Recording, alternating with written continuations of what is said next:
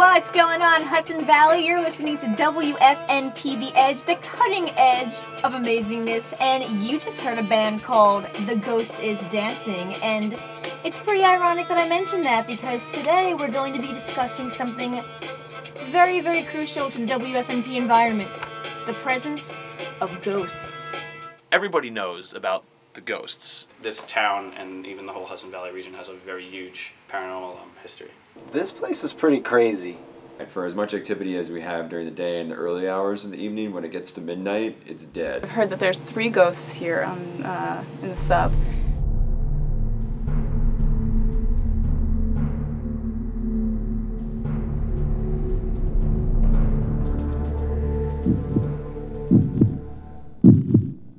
Well, years and years ago, the radio station asked someone from the awareness shop in town to come and do sort of a ghost reading.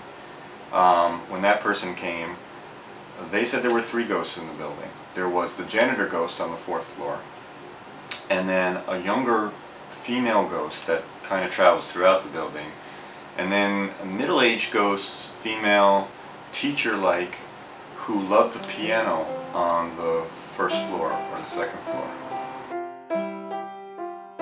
When we had the old Purple Lounge space, we had a piano in there, and the piano would randomly play when people were doing their rounds, and they would tell me that when they were going through to do their final round, that the piano would start playing, and they'd walk into the old Purple Lounge, and no one would be there. There was a custodian on the 4th floor who apparently was active to like music, and that's why I was here. He's a janitor apparently, and you can hear the keys walking by the hallway and stuff like that. My whole theory is that he thinks that he's in the same time frame that he was before he died, and he's just doing his rounds or whatever.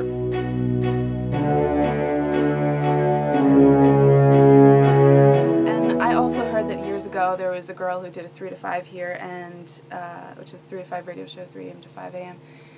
And she saw a reflection of a man in the window, an older man, and kind of in a janitor, like a custodial outfit. And she got really freaked out. She ran, and she had to tell our general manager, and she didn't come back to the radio after that. In the fall of 2000, I was approached by a young female student, a radio student, who came to my office and quit. She said she could no longer be part of the radio station because during her shift, which was 3 a.m. to 5 a.m., she saw a ghost in the lobby outside of the FM studio. It scared her so much she never wanted to go back there, and she no longer wanted to do her radio show. When you're a new DJ on FM, you start off in the latest slot, our 3 to 5, which is rumored to be the hour that the ghost haunts.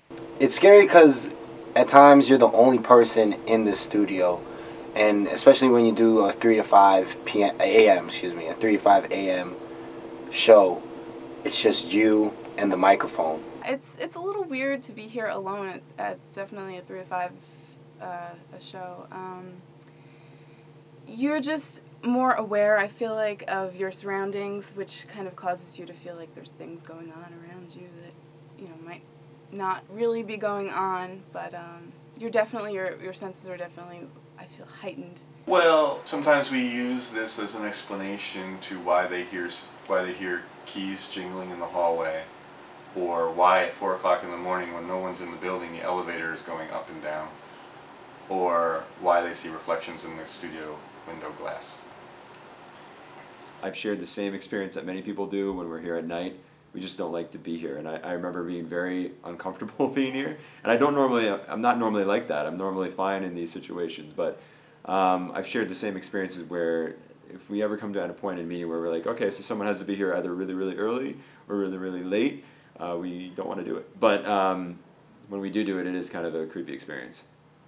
I've heard stories about equipment being turned off when it shouldn't have been turned off, when there's no record of any student activity manager turning it off or any group using it. I don't know if anybody's ever seen or heard anything, actually on their show. I have.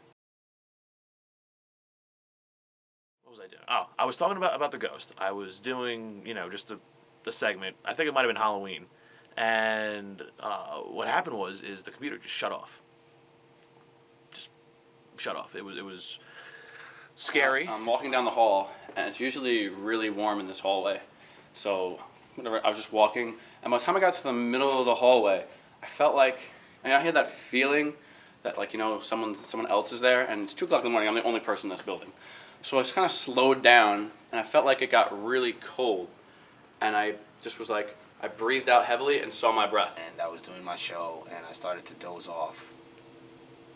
And then all of a sudden, I felt this really cold wind, and I felt like somebody touched me. And I like shot up, and I'm like, whoa, what's going on? I was in my office, in the back office, which is kind of cut off from the hallway and that kind of stuff. And I saw a reflection in the window that there was no one in the office, and it couldn't have come from the hallway itself because you can't see in the hallway from the way that the doors were situated. Jeremy speaks with ghosts, and